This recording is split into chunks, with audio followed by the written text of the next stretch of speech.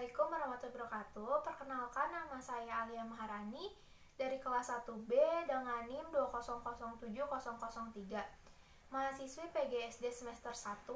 Saya akan menjawab pertanyaan dari Profesor Dr. Haji Kama Abdul Hakam MPD dan Abdul Aziz SPD MPD tentang UTS mengenai nasionalisme. Tujuan bersama yang mengikat kita sebagai satu bangsa dengan tetap menjunjung tinggi rasa nasionalisme.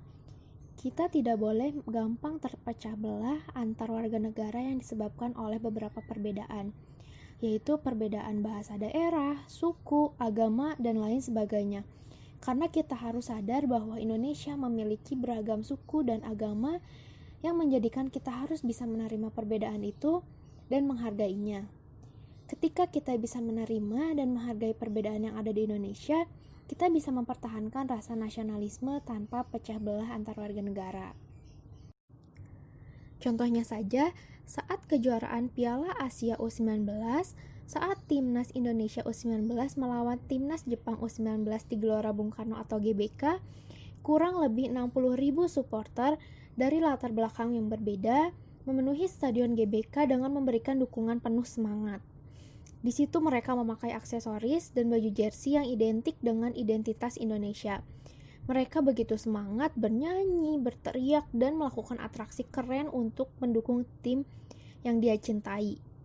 Sekalipun pada akhirnya para pemain timnas mengalami kekalahan, tidak ada satupun para pendukung yang kecewa.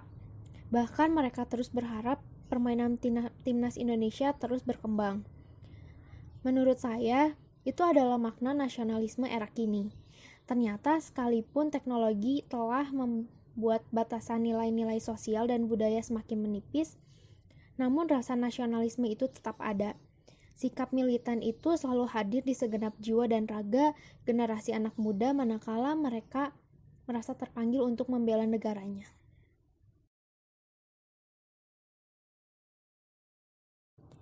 Yang pertama, nilai kesadaran bernegara dengan menerima setiap perbedaan yang ada dalam negara. Kondisi bangsa kita sekarang merupakan salah satu indikator bahwa sebagian pemuda di negeri ini telah mengalami penurunan kesadaran berbangsa dan bernegara. Hal ini bisa kita lihat dari segelintir persoalan, contohnya di perkotaan. Karena bagian yang sangat cepat dengan informasi walaupun di desa juga tidak bisa terlepaskan dari konteks ini. Hal ini bisa kita lihat semakin minimnya pemuda di perkotaan yang menghormati nilai-nilai budaya bangsa sendiri dan lebih bangga dengan budaya atau simbol-simbol bangsa lain. Semakin banyaknya pemuda yang melakukan perilaku penyimpangan dan kondisi ini diperparah dengan minimnya kesadaran sosial dan perhatian kepada sesama yang ditunjukkan dengan semakin individualitas pemuda itu sendiri di tengah masyarakat. Penguasaan iptek yang terbatas. Hal ini menandakan lemahnya kesadaran pemuda kita untuk mempertahankan kekayaan nilai bangsa yang kita miliki. Yang kedua, ada nilai nasionalisme dengan tetap mempertahankan serta sadar akan cita-cita dan tujuan sebagai warga negara untuk selalu setia terhadap negara. Rasa nasionalisme penting dimiliki oleh bangsa Indonesia dalam menghadapi pandemi COVID-19 ini. Caranya dengan menerapkan berbagai protokol yang telah ditetapkan, terlebih ketika kita akan memasuki masa tatanan kehidupan baru atau new normal. Nah, nasionalisme dalam situasi negara seperti ini diperlukan karena dapat menjadi pemersatu bangsa dan untuk mempertahankan keutuhan NKRI tercinta, terlebih jika dikaitkan dengan konstitusi negara Republik Indonesia.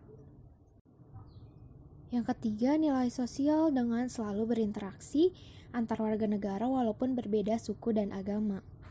Sebagai warga negara Indonesia yang baik, perlu menjunjung tinggi toleransi antar umat beragama dan menghormati antar hak serta kewajiban yang ada di antar sesama demi terciptanya kehidupan yang tentram, rukun, damai, dan menjaga keutuhan negara Indonesia.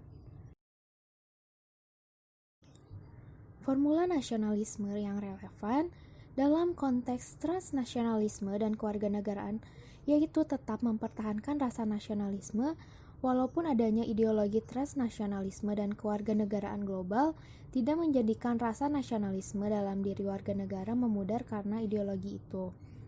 Didorong atau didukung dengan adanya kebijakan kewarganegaraan ganda, dan dengan adanya kebijakan kewarganegaraan ganda, kita harus mulai merubah pola pikir bahwa rasa nasionalisme tidak hanya ada dalam satu negara saja, tetapi kita harus sadar bahwa setiap negara memiliki konsep nasionalisme yang berbeda-beda, yang harus kita terima dan hargai, serta kita harus mengakui keberadaan bangsa dan negara agar kita bisa tetap mempertahankan rasa nasionalisme walaupun di masa sekarang muncul ideologi transnasionalisme dan kewarganegaraan global.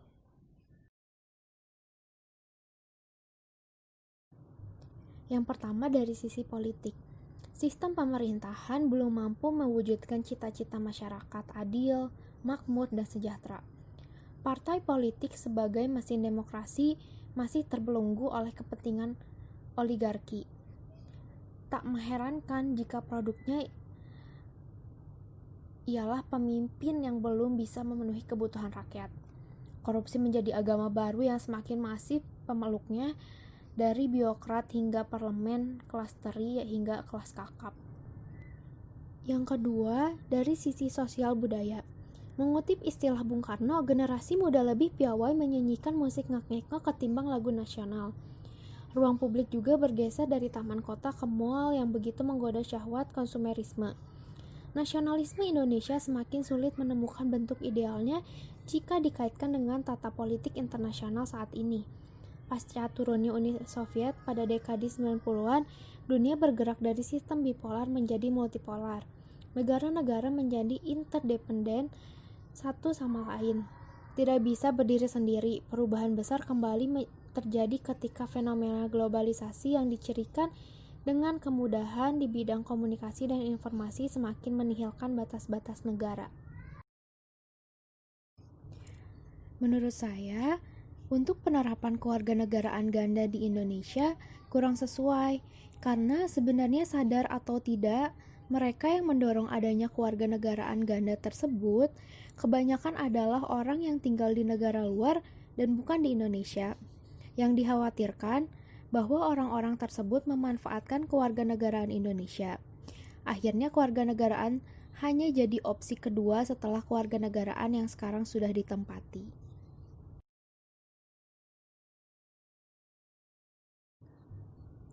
Yang pertama, Pancasila. Pancasila sebagai ideologi dan jalan hidup bangsa Indonesia. Yang kedua ada Undang-Undang Dasar Negara Republik Indonesia tahun 1945 yang merupakan dasar hukum dan konsensus warga negara mengenai norma juga aturan dasar. Nah, konsensus ini utamanya mengenai cita-cita dan tujuan bangsa Indonesia yang jelas tercantum dalam pembukaan di alinea keempat. Nah, selanjutnya yang ketiga ada Negara Kesatuan Republik Indonesia. Nah, konsep dari negara Indonesia adalah negara kesatuan yang berbentuk republik seperti yang tercantum dalam Undang-Undang Dasar 1945. Yang keempat ada Bhinneka Tunggal Ika. Nah, Bhinneka Tunggal Ika ini untuk menyatukan bangsa Indonesia yang terdiri dari banyak suku, agama, ras, dan bahasa. Maka harus ada yang mempererat semua perbedaan tersebut. Sekian pemaparan materi dari saya. Mohon maaf bila ada kekurangannya. Wassalamualaikum warahmatullahi wabarakatuh.